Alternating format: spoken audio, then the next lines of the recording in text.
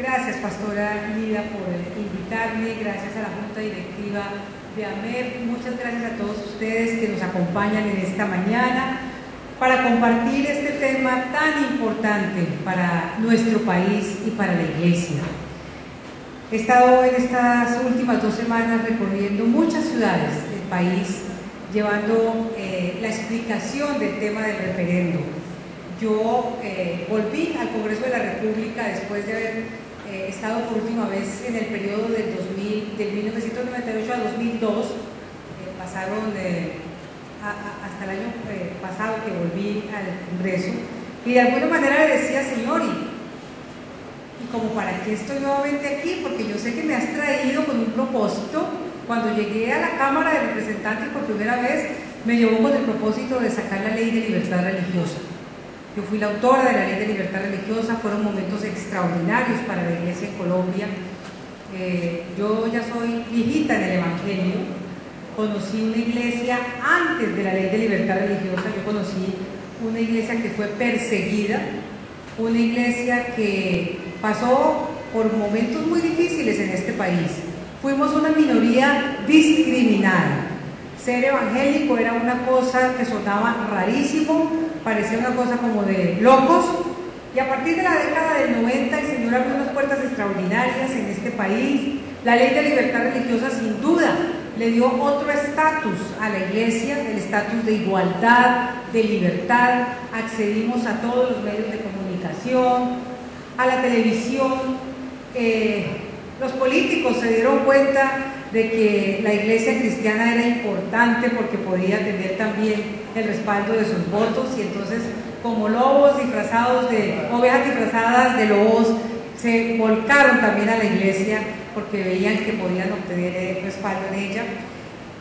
Pero fue una época muy hermosa esta apertura, y crecimos. Miren, en los años 60 nosotros, la Iglesia cristiana, éramos apenas el 1% de la población en Colombia. Se calcula que éramos 80.000 en todo el país. Es decir, hoy lo que hacen 2 megaiglesias, eso era la cantidad de cristianos en el país. Hoy no se sabe cuántos somos, pero se dice que podemos estar entre el 15 y el 20% de la población colombiana. Eso significaría que somos más de 8 millones de cristianos en este país. Póngase a pensar, 8 millones de cristianos en el país. Eso es una cantidad enorme, porque además los cristianos estamos más convencidos. Dicen los católicos con quienes he estado hablando últimamente por el tema del referendo, que el promedio de su gente que asiste a la Iglesia católica los domingos es del 30%.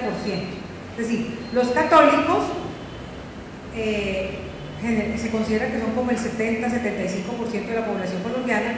De ese 75, el 30% asiste a misa consuetudinariamente, o sea, asiste a misa permanentemente los domingos. Los cristianos es un fenómeno distinto. Nosotros, ese 15 o 20% de la población que somos, sí marchamos todos los domingos hacia nuestra iglesia. Mi esposo dice que después de la movilización de los colombianos yendo a su lugar de trabajo o a sus universidades de lunes a viernes, el fenómeno de movilización colectiva más importante en Colombia es el de los domingos de los cristianos yendo hacia sus iglesias. Y eso es verdad. Vas tú a un lugar de iglesia cristiana en Bogotá y empiezas a ver las calles trancadas por los carros parqueando por todo el barrio para llegar a la iglesia. Sin embargo, y ese es el primer momento de reflexión, ¿cómo es posible que haya crecido nuestra presencia numérica y haya decrecido la presencia de los principios cristianos en nuestra nación? Porque yo pienso que si uno va creciendo en una población, pues sus principios y convicciones tienen que sentirse en ese pueblo. Y resulta que en el año 91, cuando escribimos la Constitución, cuando hubo 2 constituyentes elegidos por los cristianos, dejamos algunos puntos claros en esa Constitución. Lo primero, la Constitución todavía menciona el nombre de Dios. Así que cuando dicen que este Estado no, que es un Estado completamente laico, pues el Estado comienza diciendo, invocando la protección de Dios.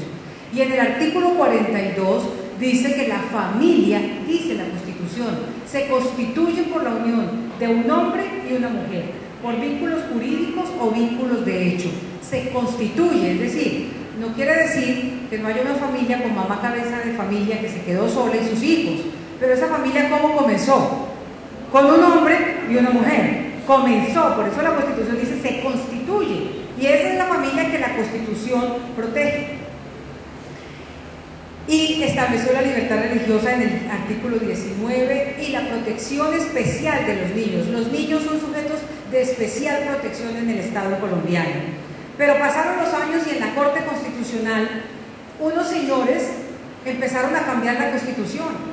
La Constitución en un país es el documento más importante porque rige a todos y se supone que debe ser escrita por el pueblo, por eso la hacen las constituyentes, o por eso se reforma en el Congreso, porque los congresistas se supone que deberían ser la voz del pueblo. En todo caso, los que están ahí representan 12 millones de colombianos. Y la Corte, con unas mayorías precarias de 5 o 6 personas, ha cambiado el texto de la Constitución. Dijo en el año 2011 que familias había muchas y que familias también se podían constituir por un hombre y una mujer y una mujer, y que por lo tanto pues había que regular esos derechos de estas parejas. Les quiero decir lo primero: como cristiana rechazo toda homofobia, como cristiana parto de que toda verdad se debe decir en amor, en respeto de la dignidad, y como cristiana creo que a las personas que tienen una orientación sexual homosexual les corresponden los mismos derechos que el Estado nos reconoce a quienes tenemos una orientación sexual heterosexual. No podemos discriminar a nadie por razón de su orientación sexual, de su color, de su género. Eso es para mí imposible, no porque la Constitución lo diga, sino porque como cristiana creo que en todos los hombres está la dignidad con que Dios los ha creado. Entonces todo lo que hacemos en torno a este tema es basado en el amor y en el rechazo a actitudes, a palabras, a discursos de naturaleza homófoba. Eso ha hecho mucho daño, y esa homofobia a veces incubada en la iglesia y en discursos homófobos, pues ha hecho daño también al mensaje cristiano, al mensaje del Señor en nuestro país. Bueno, en el año 2011 entonces la Corte Constitucional define así la familia en contra de lo que dice la Constitución, y viene la siguiente batalla, porque las conquistas de la agenda LGTBI son conquistas que van haciéndolas estratégicamente y peldaño por peldaño. Esto no ha sido una lucha de un momento a otro. Ellos han tenido una agenda en el tiempo y han ido cumpliéndola a través de los jueces. Entonces, a través de tutelas, primero los derechos que le asisten a la pareja, luego reconocer que esa pareja es familia, como lo dice la Corte, no la Constitución, y luego viene otro paso aún más importante para ellos en el avance de esa agenda, y es si son familia, las familias tienen hijos, y como por la naturaleza de la relación homosexual no pueden tener hijos, entonces la consigna fue lograr la adopción. La adopción el año pasado fue la primera gran batalla y la primera gran victoria de la agenda LGBTI, cuando consiguieron en el mes de agosto del año pasado el reconocimiento de la adopción para la mamá, para la compañera permanente de una madre biológica. Ese caso fue un caso de litigio estratégico, fue un caso que duró 6 años en litigio y que fue construido deliberadamente. Fue una pareja, se hizo inseminar en Alemania, allí notarizaron esa unión, vinieron aquí, tuvieron la hija y empezaron a buscar a través de tutelas el reconocimiento del derecho para ellos de adoptar. La Corte lo concede en agosto, y yo creo, en ese momento yo acababa de llegar al Congreso de la República, nuevamente al Senado, y la verdad creo que como todos los cristianos me sentí muy abatida el día que la Corte sacó esa noticia hace un año. Venía el tema de la familia, el tema del matrimonio gay, el tema de la adopción, y de verdad mi corazón se confundió. Yo lloré, oré. Mi esposo llegó a la casa y por la noche le comenté, le dije: mira, Mira esto, no puede ser que sigamos resignados, nos duele el corazón y nos mantenemos callados. Hay demasiado silencio de parte de nosotros los cristianos. No sé si tenemos miedo, si estamos resignados, pero ¿qué nos está pasando? Hay un libro de un escritor cristiano que se llama Erwin Lutzer, que se llama El matrimonio homosexual. Es un libro muy, muy bueno. Hay otro que sacó hace poco mi marido que se llama Cristiano salir del closet. Y en este libro, en el libro de Erwin Lutzer, el pastor escribe un capítulo. Y el capítulo tiene un título: Mientras dormíamos. El título del capítulo es Mientras dormíamos. Y yo creo que todo esto nos pasó mientras dormíamos. Hemos estado dormidos frente al país. Hemos estado felices llenando las iglesias de la puerta hacia adentro y no hemos sido sensibles al papel de la iglesia hacia afuera. Primero fue durante tanto tiempo, ay, la política es del diablo, no nos metamos en la política. Y entonces resulta que la política es la que construye las reglas por las cuales se rige una sociedad. Esa es la política. La política construye las reglas por las cuales se rige una sociedad. Ay, que nos hagan las reglas los otros. Que los otros nos hagan las reglas injustas. Que los otros nos hagan las reglas impías. Que los otros nos hagan las reglas que desconocen los principios y convicciones. Y eso fue lo primero que nos pasó. En la Corte Constitucional no ha habido un solo cristiano. Uno. Claro, a los magistrados de la Corte los eligen las Cortes Suprema, el Consejo de Estado, el presidente los terna y en el Senado los escogen. Y en el Senado hay uno o dos cristianos.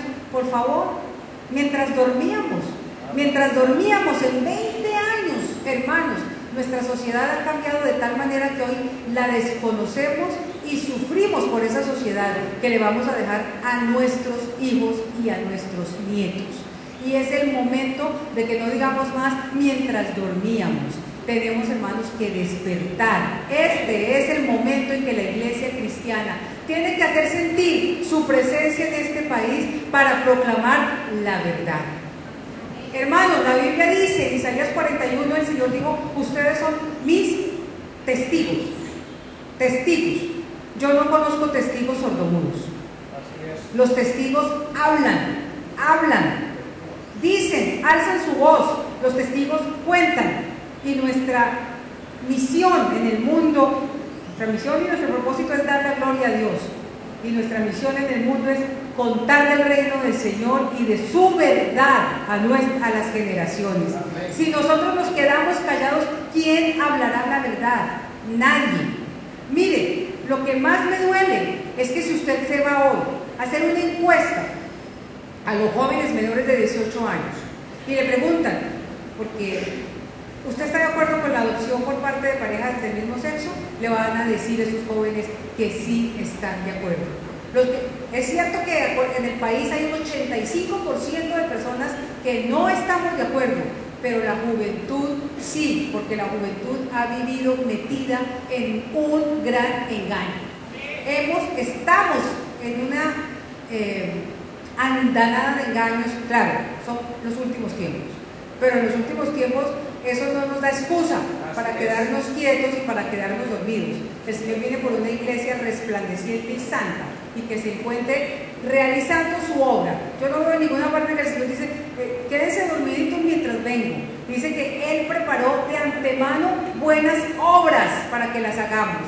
Hoy esas buenas obras comienzan por proclamar una verdad a nuestro país. Cuando yo la noche que estuve hablando con mi esposo y me dice, bueno, sí podemos hacer. Hay formas de que el país y de que el pueblo participe por encima de la Corte. El referendo es una de ellas. El referendo es la forma en que el pueblo decide por encima de la Corte Constitucional, por encima del Congreso. El pueblo tiene que decidir y es el referendo. Por supuesto, como siempre que hacen las cosas, le dicen al pueblo, usted tiene este derecho, pero lo hacen tan difícil de ejercer que les digo, porque no vengo aquí como un vendedor de especies a decirles mentiras.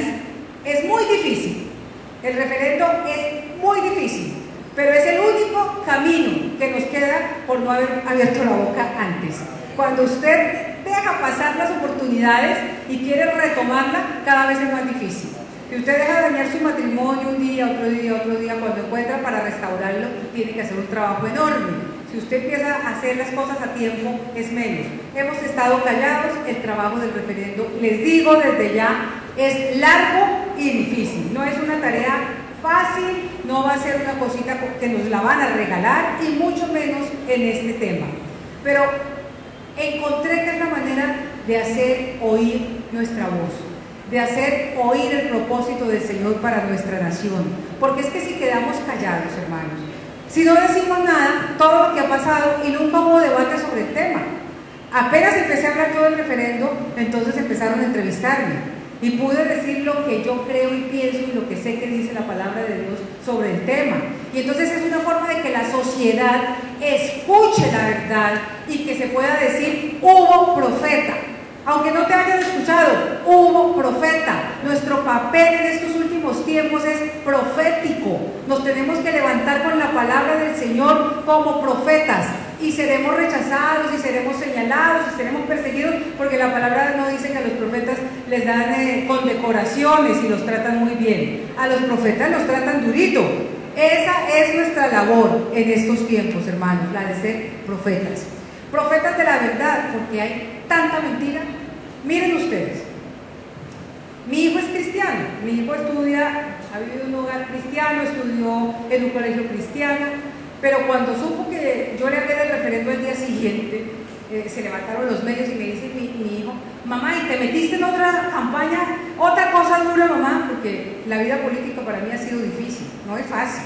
La gente dice, ay, el poder, no, para mí ha sido una lucha complicada. Me dijo, mamá, ¿y te metiste en otra campaña dura y no nos comentaste? Eso está muy difícil, mamá, un referendo sobre ese tema está muy difícil. ¿Por qué, hijo? Mamá, porque te van a decir que estás yendo contra la igualdad. Mi hijo, cristiano, hogar cristiano, iglesia, pero entró a una universidad, y en la universidad yo les quiero decir, en la mejor universidad de Colombia, según la calificación internacional, que es la de los Andes, a los muchachos, a los 8 días de haber entrado a estudiar Derecho, el primer trabajo que les hacen hacer es argumente los motivos para justificar el matrimonio homosexual. Argumenten los motivos sobre la adopción. Esos son los temas que siempre le ponen a los estudiantes. Y llegan nuestros muchachos cristianos y llegan atemorizados y apenados, porque eso es una vaina durísima, una mayoría aplastante, la de los profesores que quieren imponerles estas teorías. Y claro, es que ustedes saben que el engaño se disfraza y se viste muy bien, de tal manera que la gente no puede casi que identificar entre el engaño y la verdad. Lo primero que buscaron fue un término muy bonito, el término de igualdad. Entonces, si usted va a hablar en contra de la igualdad, pues queda como una persona desactualizada. Es que hablar contra la igualdad, imagínense usted está hablando de la adopción, no para que no haya para las parejas homosexuales adopción, usted va contra la igualdad, primero que cosa. Segundo, usted es discriminatorio. Tercero, usted está en contra de las minorías. ¿Les parece poquita la respuesta que les dan cuando se levanta uno con estos temas? Bueno, quizás a uno dentro de la iglesia no le dé tan duro, pero a un joven que está en una universidad, a un muchachito de 18 años, que le digan que es discriminatorio, reaccionario, atrasado, que está defendiendo banderas de hace 2 siglos, eso no le gusta a los muchachos jóvenes. Y les confieso que a mí de política tampoco, porque es que el político vive de su opinión. Un político lo que más cuida es, digamos que la opinión no me malinterprete, que tenga unas buenas encuestas, porque el político vive de la opinión y debe casi siempre decir lo políticamente correcto. Entonces, lo primero me atacan discriminatoria, en contra de las minorías, y empieza uno a construir las respuestas, porque lo que ha pasado, porque la iglesia no ha permeado afuera, porque hemos tenido un discurso excesivamente religioso, solo de la puerta acá, de la iglesia, y no hemos construido un discurso que traduzca nuestros principios en argumentos para la sociedad. Usted no le puede decir a una persona que no es creyente, mire, es que usted tiene que creer así porque es que Romanos 1 dice y el otro le dice, a mí no me muestre la Biblia, yo no creo en eso. Usted lo que tiene que lograr es transducir lo que la Biblia dice en una argumentación que pueda ser llevada afuera. Yo como congresista no me puedo levantar a decir Génesis dijo y Dios los creó varón y hembra y Romanos 1. Me dicen, vea señora, vaya y abra una iglesia, pero usted está aquí debatiendo con argumentos y hay que debatir porque esos principios bíblicos sí tienen traducción a la sociedad. Amén, así es. El no matarás, entonces fue que ya no se vale el no matarás, el no mentirás, el no levantarás falso testimonio, pero también tenemos que decirle a la sociedad cómo eso es traducido en argumentos racionales. Que no le digan, soy religioso y entonces aquí el debate no se vale porque no es religioso. Aquí estamos hablando es de razones públicas, de razones políticas. Y eso es lo que la iglesia no había construido, no ha construido. Y nos dejamos meter en unos engaños, por ejemplo, lo primero, cuando algún hermano me dijo, es que hay que luchar contra la adopción igualitaria. O estamos en desacuerdo con el matrimonio igualitario. Primer engaño, semántico. Lenguaje, primer engaño. Eso no es igualitario. ¿Por qué le pusieron igualitario? Porque suena mal matrimonio homosexual o adopción por parejas homosexuales. Eso levanta, cuando usted dice la adopción de niños por parejas homosexuales, la gente mantiene una conciencia que dice, eso no me suena. Pero si usted dice adopción igualitaria y a un joven le dice adopción igualitaria, al joven le suena. Igualitario suena bonito. Adopción por pareja homosexual no suena bonito. Le cambiaron el nombre y nosotros no podemos cambiarle el nombre. No prediquen de la adopción igualitaria, no es igualitaria. No prediquen del matrimonio igualitario, no es igualitario, es distinto.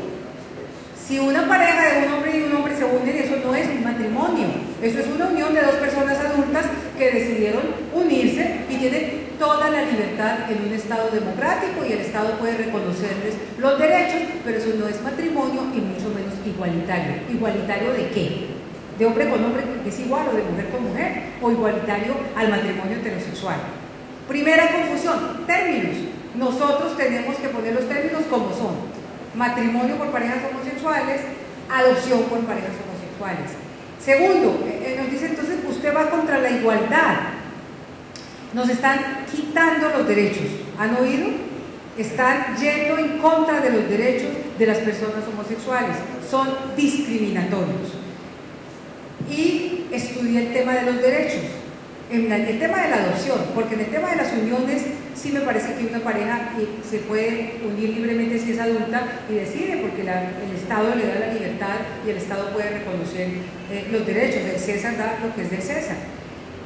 En el tema de la adopción, cuando dice que estamos quitándole los derechos, que estamos discriminando, tenemos que tener claridad para responder.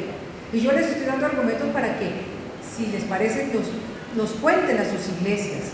Porque de lo que se trata con esto es que cada miembro de la iglesia se vuelva militante de una causa, de la causa de decirle la verdad a este país. Entonces, cuando dice que estamos discriminando por los derechos, pregunto, ¿existe el derecho a adoptar? Yo, heterosexual, si no he podido tener hijos, ¿puedo ir al bienestar familiar y decir, necesito que me den un hijo y me lo dan? No. Si yo en cambio estoy muriéndome, debería ser de una enfermedad, y voy a mi EPS y necesito que me atiendan, debo tener la posibilidad de presentar una tutela si no me atienden y se ordena por un juez que me den mi derecho a la salud, porque derecho a la salud sí tengo, derecho a la educación sí tengo, que no se le dé a todo el mundo, pero existe el derecho y pueden dármelo por tutela. Yo no puedo ir a pedir un niño ni como heterosexual ni como homosexual para que me lo den. Porque los niños no son mascotas, los niños no son objeto de consumo emocional. Entonces, cuando nos digan que estamos quitando los derechos, vamos a decir cuál derecho. Adoptar no es un derecho de ninguna persona. La adopción se crea como un mecanismo para proteger a los niños que no tienen hogar. El que tiene derecho a la familia es el niño. La Constitución dice que los niños tienen derecho a una familia. Y por eso cuando ha perdido la familia, el Estado tiene una obligación frente a ese niño, devolverle el derecho. Se llama restituirle el derecho. ¿Y qué es restituirle el derecho? Devolverle lo que perdió. ¿Y qué perdió el niño? Yo no sé por qué se han vuelto, de verdad, cuando uno ve la Biblia y dice, entiende cuando el Señor dice que se pierden en la vanidad de su mente. Hay un entenebrecimiento, hacen unos argumentos de esa Corte Constitucional que dicen, por favor. Entonces, el derecho es del niño a restablecerle su familia, y la familia que el niño perdió no fue la de un hombre con un hombre y una mujer con una mujer. El niño perdió una familia de hombre y mujer, porque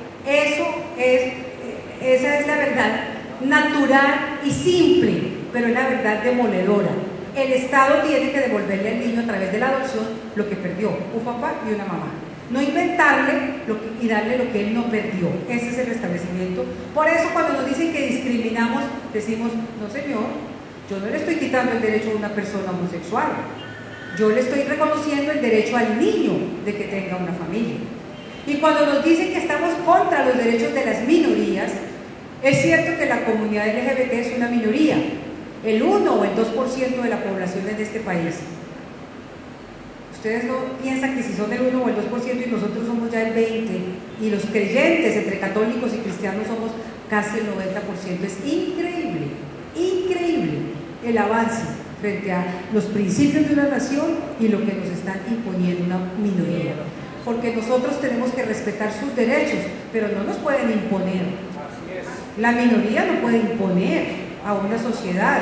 Todavía la democracia se define por mayorías, y si nos van a imponer el 1 o el 2% el modelo de sociedad que ellos quieren, entonces hay que cambiar las reglas y decir que el presidente que gana las elecciones es el que haya quedado de segundo o de tercero y no el que haya ganado la mayor votación, porque entonces tenemos que invertir en todo el principio.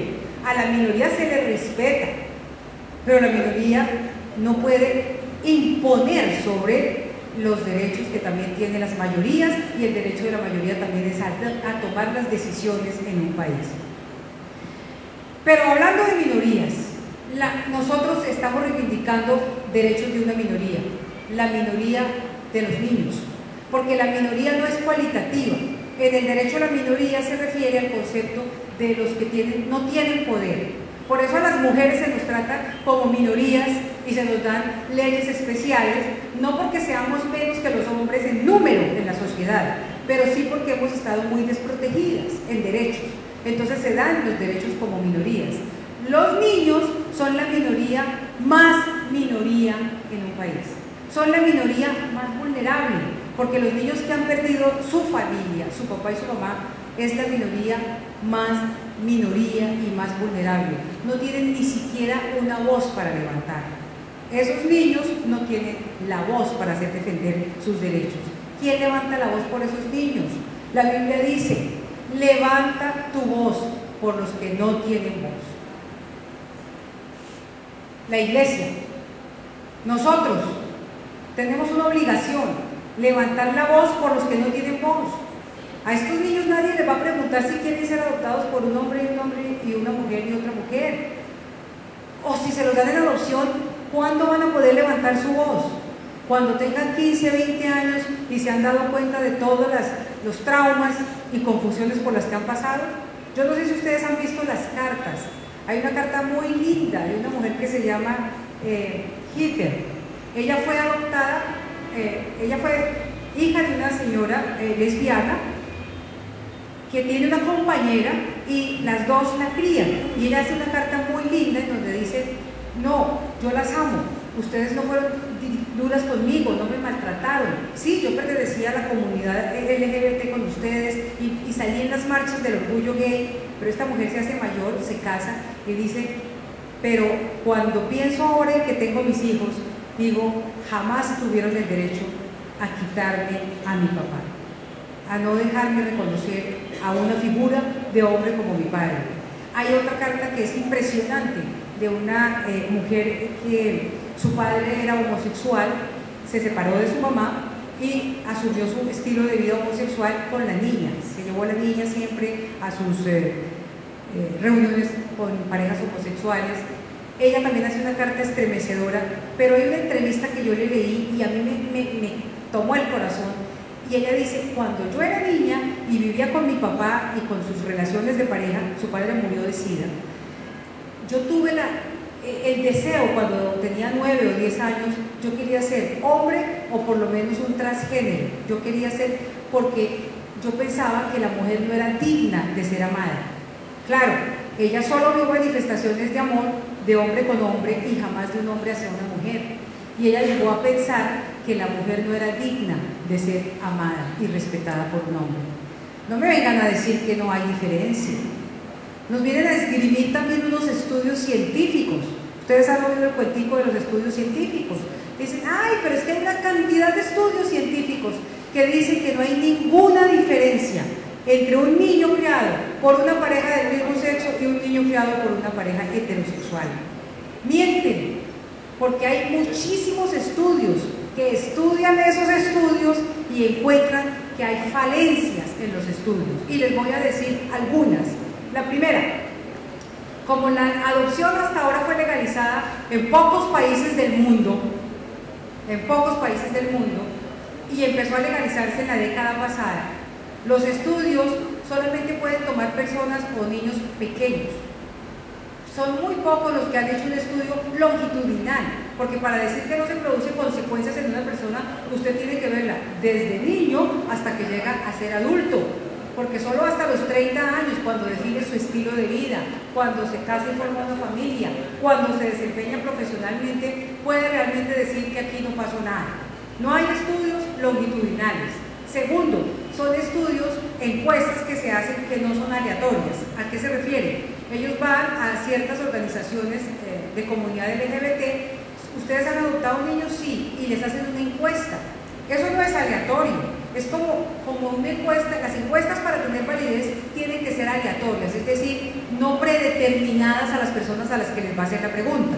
Porque si, por ejemplo, yo pongo una encuesta ahorita al salir de la iglesia, contrato una firma de encuestadores para que diga si el país o los colombianos estamos o no de acuerdo con la adopción por parte de parejas del mismo sexo, hace que se paran en la puerta y hacen una encuesta y va a decir: el 100% de los colombianos no están de acuerdo con la adopción de parte de parejas del mismo sexo. Esa encuesta no es objetiva, porque la hicieron aquí, en un ámbito de un público que evidentemente no está de acuerdo. Para que sea real, debe pararse en una plaza pública en donde pase todo tipo de gente, y entonces ahí va a decir: ah, no es el 100, es el 85%.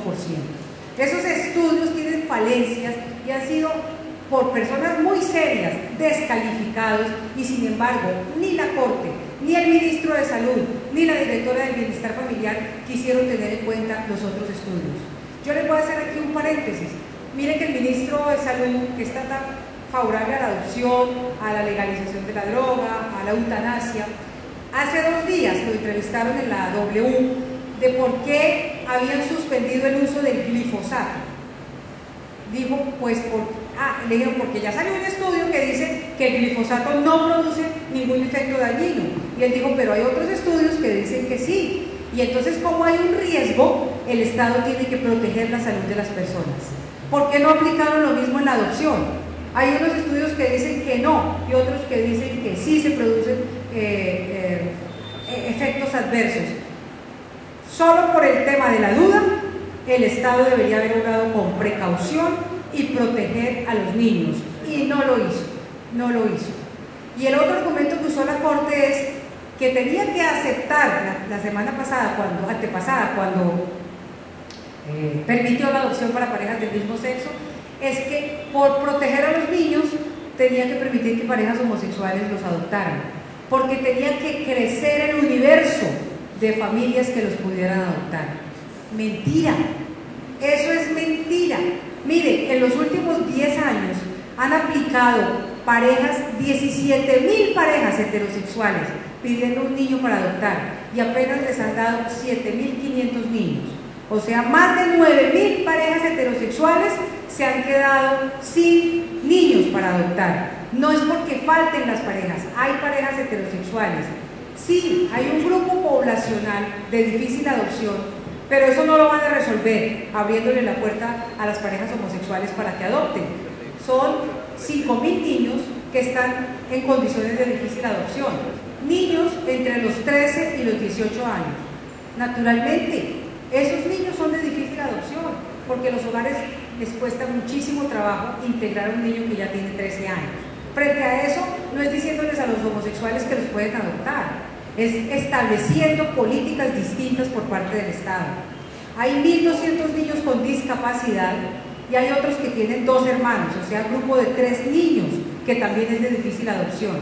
No me digan que porque van a decir que las parejas homosexuales van a poder adoptar, entonces se va a resolver el problema de esos 5.000 niños. Esa es la gran mentira, la gran falacia de la Corte Constitucional. Nos mienten, hermanos. Y la única forma de parar tanto engaño es levantando la voz de la verdad. Por eso es que creo que este es el tiempo del pueblo cristiano. Este es un momento histórico para el pueblo cristiano.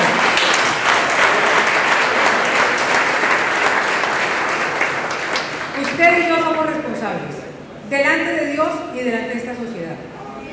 Usted y yo somos responsables por lo que hagamos en esta generación y en este tiempo. Si permanecemos callados, yo no sé cómo vamos a rendirle cuentas al Señor. Pero si permanecemos callados, yo no sé qué sociedad van a tener mis nietos. Miren, el efecto de legalizar la adopción entre parejas del mismo sexo, el efecto más importante, diría yo, socialmente hablando, porque esta es una conquista para ellos muy importante, y no es porque vayan a adoptar 5 o 10 niños, porque yo sí creo que dentro de un año, si nosotros no hacemos nada, va a salir una foto de una pareja homosexual adoptando a un niño con síndrome de Down y va a decir, ah, ve que nosotros sí pudimos hacer lo que ustedes no hicieron. Y perdonen, pero si hay algo que yo me pregunto y me cuestiono, es que la iglesia cristiana en Colombia no podía haber hecho nada por esos 5.000 niños con discapacidad, con hermanitos, para haber evitado que esos niños llegaran a esa situación en donde nadie los adopta. Yo creo que en eso sí nos falta hacer una reflexión de nuestra labor y nuestro compromiso social, porque definitivamente con el número de creyentes que tenemos hubiéramos podido tener una respuesta para esos 5.000 niños. Hay obras de iglesias hermosísimas de compromiso con la niñez. Yo conozco iglesias que hacen unas labores extraordinarias, pero 5.000 niños, una población de 8 millones de cristianos hubiera podido ser respuesta para esos 5.000 niños. Y quizás hemos llegado acá por no haber abierto nuestros ojos a la necesidad y haber dado una respuesta para esa situación. Pero eso también nos pasa por la desunión. Estamos tremendamente fragmentados, hermanos. Estamos tremendamente desunidos. Podemos ser 8 millones, pero desparramados. Y así no hacemos cambio. Así no hacemos repercusión en nuestra sociedad. Yo creo que hay que volver a pensarnos como cuerpo del Señor. Sí, que yo soy de este, yo soy del otro, yo soy del otro. Algo que me ha dolido en este tiempo que llevo haciendo la campaña de referendo es encontrar una iglesia tan encerrada solamente en sus propios muros y siendo tan desunida con los otros hermanos. Hace 15 días estuve en cine, en una película cristiana que se llama Cuarto de Guerra. Y algo, además de la película, que me gocé. Primero, las boletas se habían acabado, eso quedó una fila larga de personas que no pudieron entrar. Pero me gocé aún más sintiendo la unidad del cuerpo del Señor por fuera de mi iglesia, o sea, de mi templo, la iglesia a la que voy. Allí no estaban los hermanos de mi iglesia, éramos todos cristianos. Y de pronto por allá uno en la película decía, amén, amén, aleluya. Y cuando terminó, Cristo vive, y nosotros decían, amén. Y sentía ese, somos el cuerpo del Señor. Así vamos a estar en el cielo, ahí no estamos de esta, de la otra, somos todos hermanos.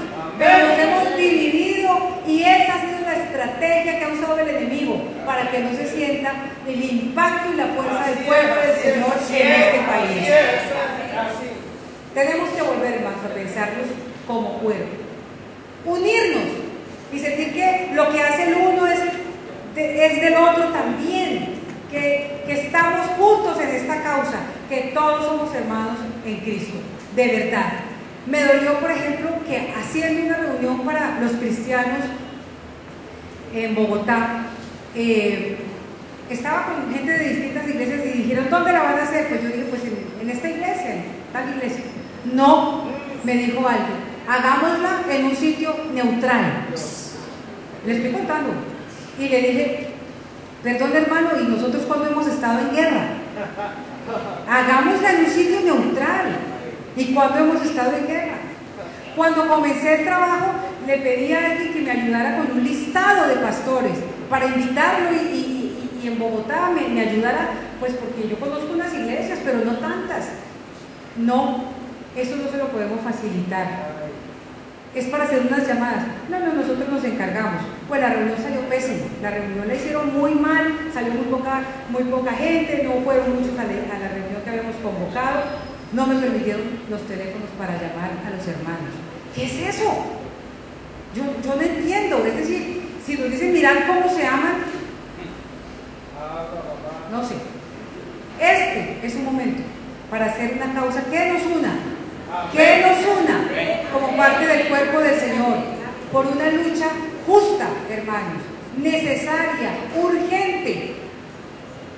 Yo no les garantizo el resultado, pero les garantizo el esfuerzo y sé que el Señor bendice el esfuerzo y sé que el Señor da mucho más allá de lo que pensamos o esperamos. No ha sido posible sacar un solo referendo en este país, pero nosotros sí podemos, si nos unimos y si el Señor está de nosotros, de nuestro lado, ¿quién contra nosotros? Ya nos unimos con los católicos. ¿Cómo les parece? Estuve hablando con laicos y van a empezar a hacer campañas los obispos en las regiones por la campaña del referendo. Eso me ha llegado al corazón. Y gracias a Dios de haber sido obediente, porque yo cuando empecé esto fue en agosto del año pasado. Todavía no. ¿Quién iba a saber de esa sentencia? De la sentencia de hace 2 semanas. Y empecé a recoger firmas. Para inscribir el comité promotor había que conseguir 180.000 firmas válidas, o sea, 300.000, porque descartan mucho. Entonces yo dije, no, con esas mega iglesias en Bogotá, esas 300.000 firmas las levantamos en 2 meses y sin hablar con las demás ciudades, en Bogotá lo hacemos. Empecé en septiembre, en diciembre llevaba 40.000 firmas. Y dije, desisto. Yo aquí haré los debates que sean del Congreso y los demás que respondan a Dios por lo que hagan, porque ya no. En enero anunciaron que iba a haber un fallo de la Corte y entonces volví a llamar a los pastores, se despertaron un poquito y recogimos en un mes las firmas, 200.000 firmas que nos faltaban. El 16 de febrero radiqué 240.000 firmas y vino el primer fallo, el 18 de la Corte. Yo estoy segura que esas firmas hicieron que esos magistrados se frenaran y dijeron, no, ese tema de la adopción lo debe definir el Congreso, no la Corte Constitucional. Y luego en silencio, de una manera sospechosa, demasiado intempestiva, hace 15 días la Corte salió con la gran sorpresa de que ya no era competencia del Congreso y que ellos definían que la adopción de parejas del mismo sexo era una forma de proteger a los niños sin familia. Le doy gracias a Dios porque por haber estado haciendo esta tarea, todo estaba listo. Bueno, todo es mucho lo que queda por delante, pero la semana anterior al fallo, cuando ya me habían dado los formularios definitivos, yo dije, con esta emoción del pueblo cristiano, yo mejor me voy a quedar callada y no me meto a eso. Pero después dije, no, esta tarea la estoy haciendo porque creo en ella, y le pedí a la pastora Igna que hablara con el pastor Colson para que me regalara una página web. Porque les digo, hermanos, esto cuesta. Aquí toca pagarse los viajes, toca sacar las fotocopias. Llego a algunas iglesias y, hermana, ¿me regala el botoncito? Hermana, ¿me regala la camiseta? Porque me hicimos la camiseta y le dije, hermano, bájelo de la página e imprímala y mándela a hacer, porque esto no es campaña política. Yo no estoy buscando votos para mí, al contrario, yo me estoy ganando muchos ataques por esta campaña. El que quiera esta campaña es de todos, y el que quiera es tan responsable de esas firmas como soy yo. Aquí es de todos. Esta no es Vivian Morales, porque entonces también van a decir, ay, Vivian Morales hace campaña política. No, despreocúpense que me quedan 2 años más, 2 años y medio más en el Senado, no estoy en campaña política y no sé lo que el Señor tenga para mi vida. Para este momento me puso a hacer eso, es lo que tengo que hacer. Entonces me habían regalado la página web, estaba lista y estábamos pensando qué nombre le ponemos al referendo. Referendo por los niños, no, el referendo por los niños ya se llamó así de Gilma Jiménez, no. Ese día estaba en ayuno y yo sentí que ese debería llamarse firme por papá y mamá, porque se trata de firmar y de estar firme. Y después cuando miré en Efesios, cuando habla de la armadura que debemos tener para la batalla, dice 3 veces, estad firmes, estad firmes. Firme por papá y mamá, hay que estar firme en las batallas que nos pone el Señor, tenemos que estar firme. Claro, a los 2 días, el día que salió el fallo, nadie esperaba, porque yo había venido trabajando calladita y había hecho el video que no me gustaba, yo dije, no, voy a mejorarlo. Y la página estaba lista, el fallo fue el miércoles, el martes por la noche estaba la página. Y el miércoles cuando fue el fallo dije, monten ya la página y monten el video tal como está. Estábamos preparados, estábamos como las vírgenes preparadas para el momento, estaba justo, porque hubiera pasado que si nos hubiéramos ese día despertado, hubiéramos tenido que recorrer un camino de 1 año, como el que hice, recoja firmas, inscriba al comité promotor, empiece a hacer los formularios, saque un video, monte una página, todo estaba listo el día que tocó comenzar la batalla. Ese mismo día hubo capacidad de respuesta. Y por eso vinieron también los católicos y otros grupos, porque ya había una respuesta aquí generada con firme por papá y mamá. Es una respuesta de la iglesia cristiana, hermanos. De verdad, hicimos la página sin que tuviera que ver ni mi nombre, es una campaña que yo sé que la estoy haciendo por los asuntos de mi padre. Esto es una tarea que nos debe incumbir a todos. La estrategia, hermanos, es que ustedes me comuniquen con mucha pasión a la iglesia. Y que le digan a cada hermano, llévese un formulario y dentro de 8 días, el formulario tiene para 12 personas, dentro de 8 días me lo trae con las firmitas, puede ser 10 o 12, si quiere, pues si no llega mucho que llegue a 10, bueno, si puede 5, puede, vale, traiga el formulario, díganle a su compañero, a su vecino, al de la tienda, al del trabajo, al de la universidad. Hoy el país está rechazando esta decisión de la Corte, pero es justo el momento en que tenemos que aprovechar ese descontento. Si nos dormimos, hermanos, se nos pasa esta oportunidad. Esta es una oportunidad única, porque la gente, sería muy difícil si es que la gente toda estuviera en contra de nosotros. No, el 85% y aquí en la costa aún es más alto. Aquí es por lo menos el 90% de rechazo a esto. Yo creo que muy poca gente no le va a firmar el formulario. Yo creo que usted pregunta, ¿usted está de acuerdo con la adopción por parte de parejas homosexuales? Y le dice no, me regala una firma. Tiene que llenar cada línea la persona que firme. Orden del 1 al 12. Cédula. La cédula que tiene tal cual, el nombre legible y la firma tal cual está en la cédula. Como firmó en la cédula, tiene que firmar, porque nos anulan cantidad de firmas. Por eso estoy buscando 3 millones de firmas. Se necesitan 1.800.000, pero válidas. Entonces hay que buscar 3 millones pensando que nos van a descalificar muchas firmas. Tenemos que estar atentos, por eso 3, 4, 5 millones. Eso yo creo que lo podemos conseguir. Y las iglesias deben ponerse metas. Usted tiene 50 miembros.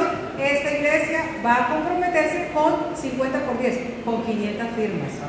Esta iglesia tiene 200, entre 1.500 y 2.000. y pónganlo, anuncie, estamos comprometidos por 2.000 firmas. Traen las firmas el domingo, vamos por 1.200, nos faltan 300. Es la única manera de lograrlo. No que solamente le firmen al salir los hermanos, no. Cada uno se tiene que volver promotor del referéndum. Cada uno, además, hermano, esa es una posibilidad para cada hermano de evangelizar.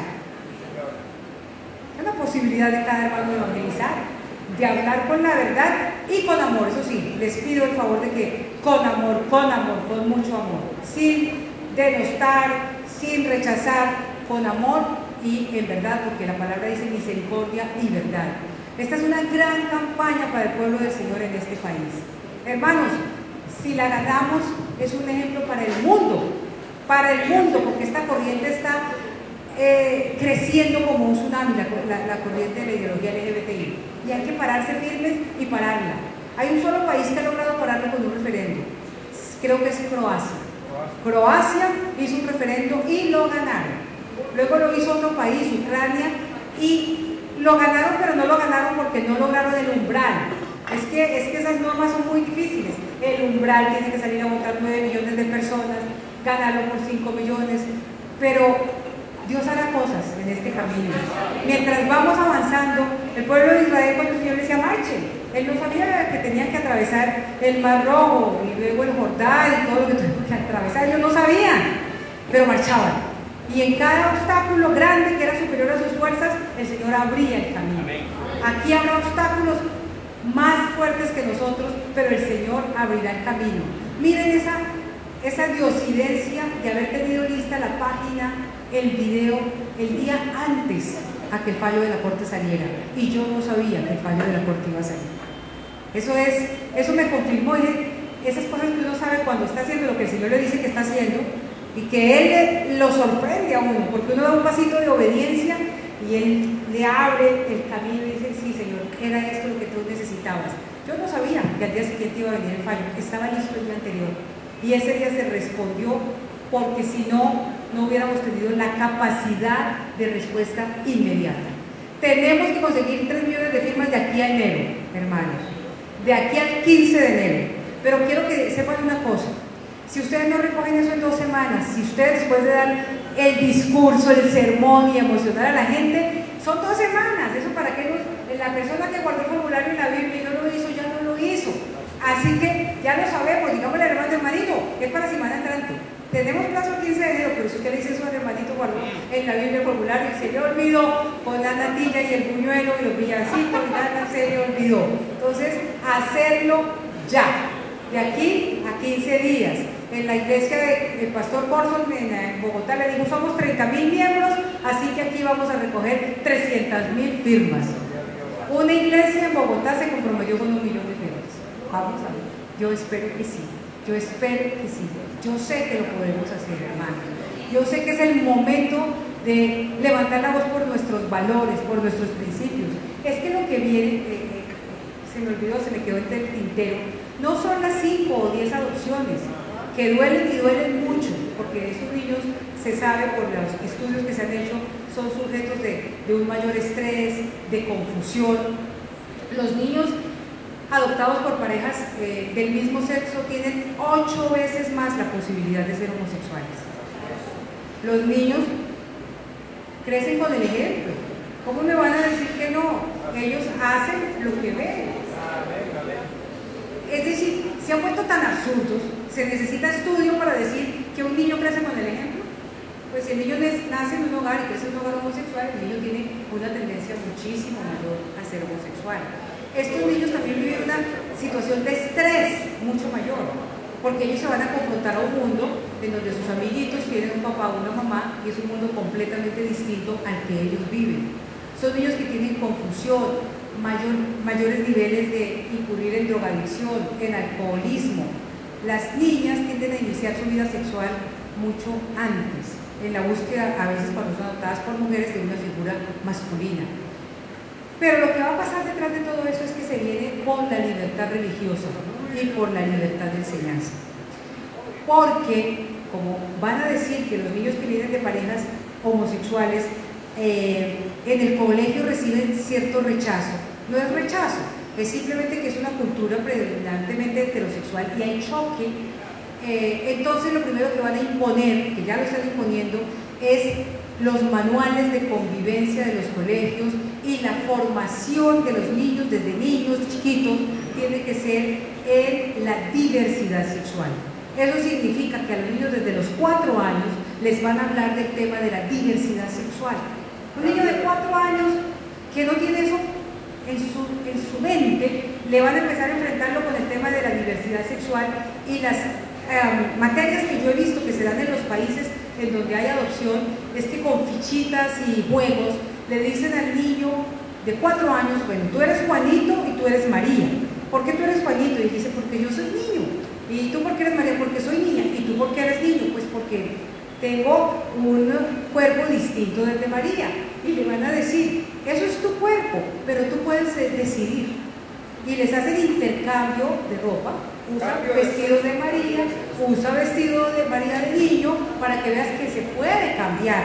Y generan lo que siempre ha querido el enemigo, la confusión desde la raíz del ser humano, el borrarle su identidad, la identidad con la que Dios le trajo al mundo.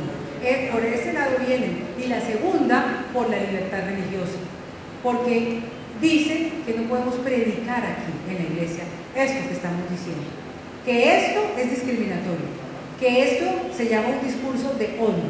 Miren, estuve en Barranquilla hace 15 días, la rectora de un colegio muy valiente, la del colegio Guillermo Karen, le entregó a los padres de familia que son cristianos en su mayoría, le dijo, el que quiera llevarse el formulario se lo lleva, y le armaron un escándalo.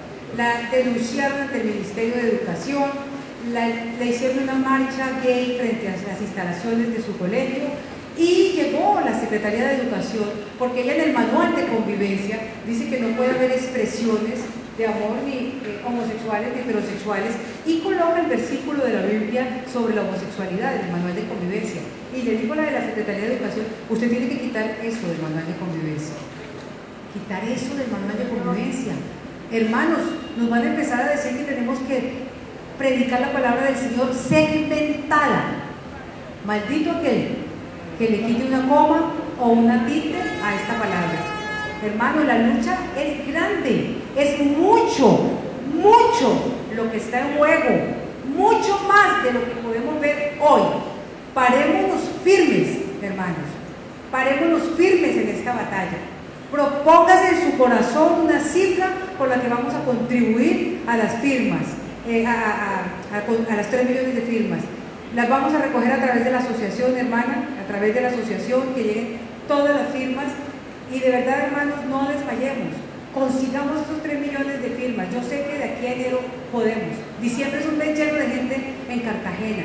Movilicémonos, hermanos, trabajemos, porque esta lucha tiene que ver con nuestras generaciones, tiene que ver con nuestros hijos y con nuestros nietos, hermanos. Cambiemos esta situación, digámosle a la Corte Constitucional que ella no está por encima, que 6 señores no están por encima del pueblo colombiano. Este es un empeño importantísimo. Será la primera vez, la segunda vez en la historia de este país que se hará sentir el pueblo cristiano.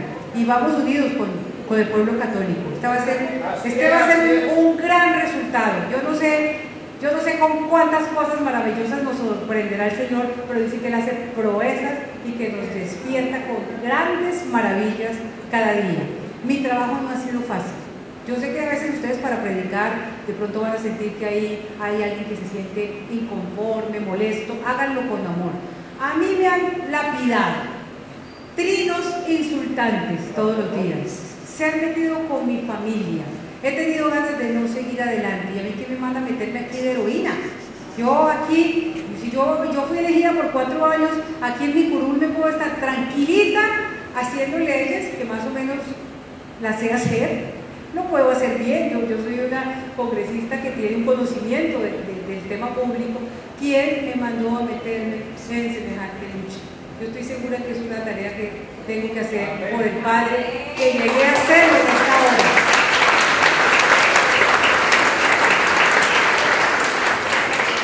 Hace 20 días, cuando estaba con esos formularios y no había venido el fallo de la Corte, hace un mes, yo me sentía muy abrumada de pensar en que cómo iba a recoger las 3 millones de firmas, y yo le decía, Señor, si al menos fuera como Esther, que me dicen que soy como Esther, tendría un pueblo conmigo, y la verdad, Señor, me veo muy sola.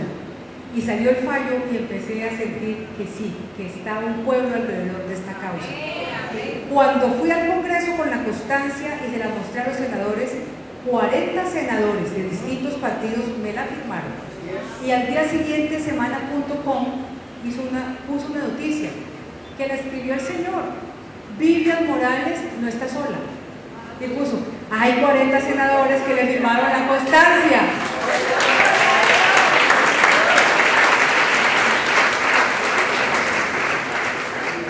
Comprometámonos, hermanos, comprometámonos con eso. Nuestra sociedad está marchando hacia el despeñadero. Yo veo que está caminando hacia atrás toda y está en el límite del despeñadero. Y nosotros estamos así sentados en la iglesia. Y si los vemos ahí, a punto de que el siguiente paso ya los va a botar al despeñadero, nosotros tenemos que levantar nuestra voz y decirles, pare, pare, se va a matar, pare. Nuestra voz tiene que levantarse en esta hora. A ver, hermanos, vamos a repetir, firme, por papá y mamá, firme, por papá y mamá, firme, por papá y mamá, en el nombre de Jesús.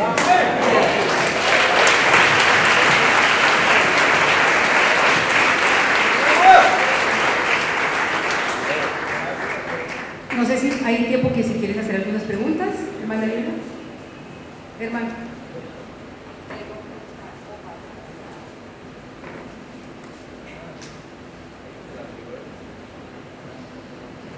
Doctora Vivian, gracias, y a todos los asistentes. A manera de ilustración, bueno, lo que usted decía, no está sola, y ayer fue plenaria en el Senado.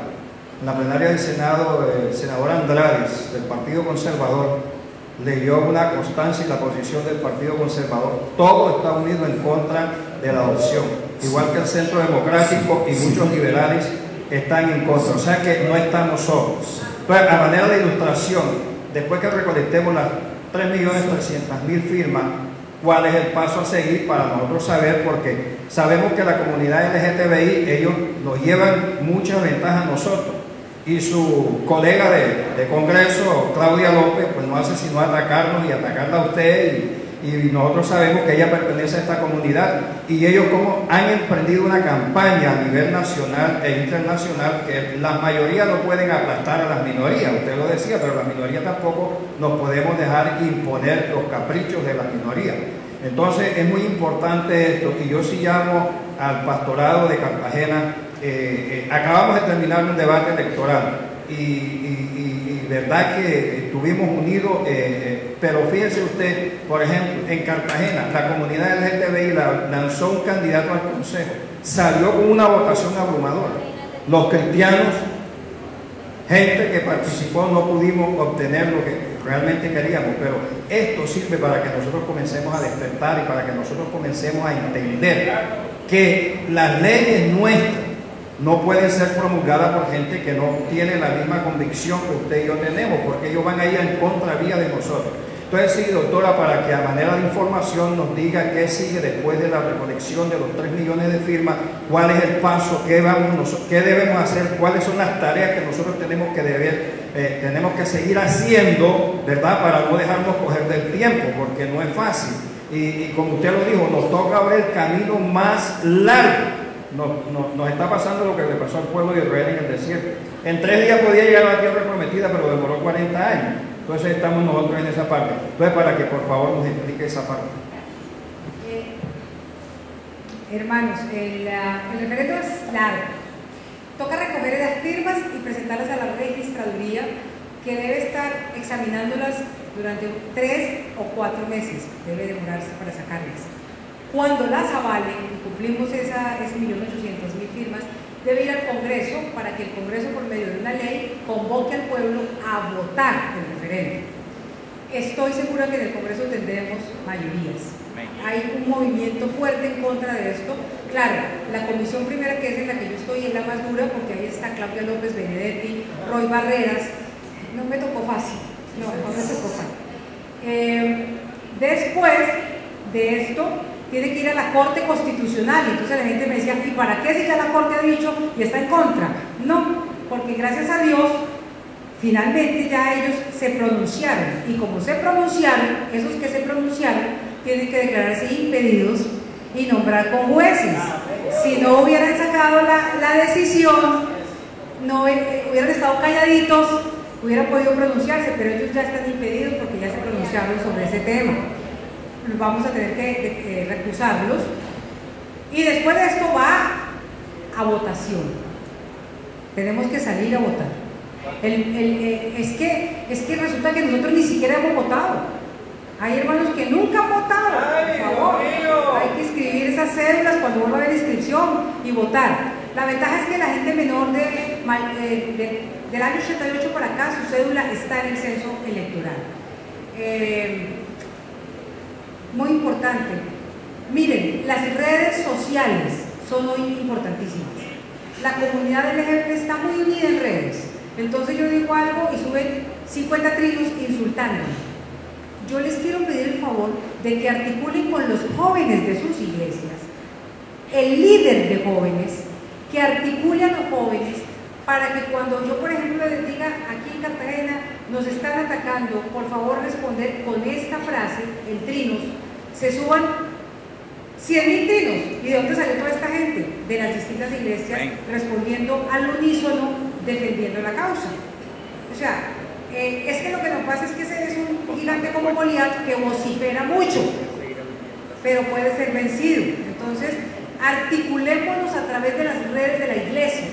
Todos los muchachos manejan ese WhatsApp, esa cosa, eso. Yo no, pero ellos saben del trino, de tal.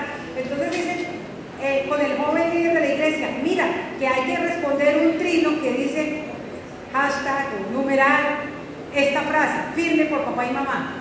Vamos a subirla en toda Colombia, todo un día retuiteando firme por papá y mamá, y se vuelve tendencia en el país.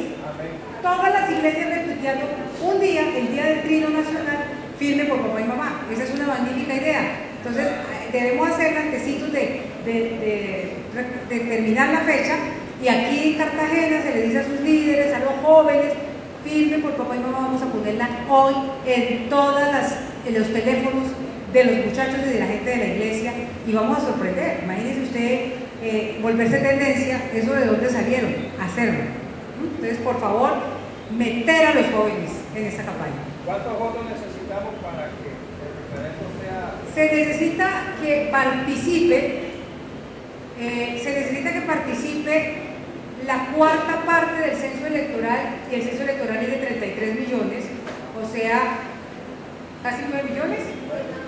Participen 9 millones y que voten la mitad, 5 millones, 4 millones 600.000 por el sí, o sea, la mayoría de votos, 4 millones 600.000, es la mitad del 95. Eso. Quiero expresarme en el sentido, tengo la gran malicia. Creo que un momento como este, después de escuchar la exposición de nuestra hermana Viviana, debemos orar. Esto es una guerra espiritual. Qué bueno las inquietudes nuestras, magnífico, y seguiremos presentándolas. Pero creo que el momento es propicio, tengo esa certeza para orar.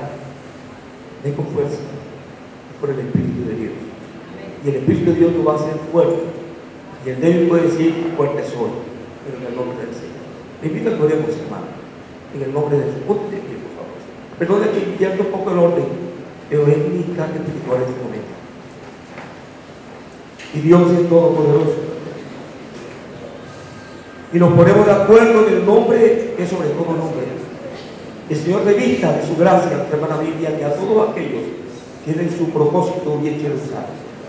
Padre Santo, bendito por los siglos de los siglos, delante de ti, en el nombre de Jesús, guiado por tu Espíritu Santo, Señor, queremos pedirte, Dios del cielo, bendice nuestra tierra Colombia, Señor, que tu pueblo con humildad de corazón clave a ti por estar tanto tiempo dormidos, Padre Santo, te pedamos, perdónanos.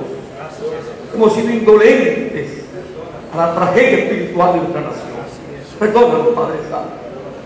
corrige nuestros enfoques, nuestros paradigmas, y ponemos delante de ti esos niños y niñas, en nombre de Jesús. Guía a tu pueblo. Tu pueblo necesita la sabiduría de tu espíritu. Tu pueblo necesita el amor que pone tu propio espíritu, la sensibilidad que tú bien quieres que tengamos como el pueblo de Cristo manifestado en Colombia, Señor. Gracias por esta hermana Vivian y por cada persona que puede usar y estamos usando. Señor, eres grande, tienes toda la autoridad de los cielos y de la tierra. Y este referendo será algo único en la historia de Colombia, Señor. En el nombre que es sobre todo nombre, en el nombre de Jesús. Amén. Una pregunta.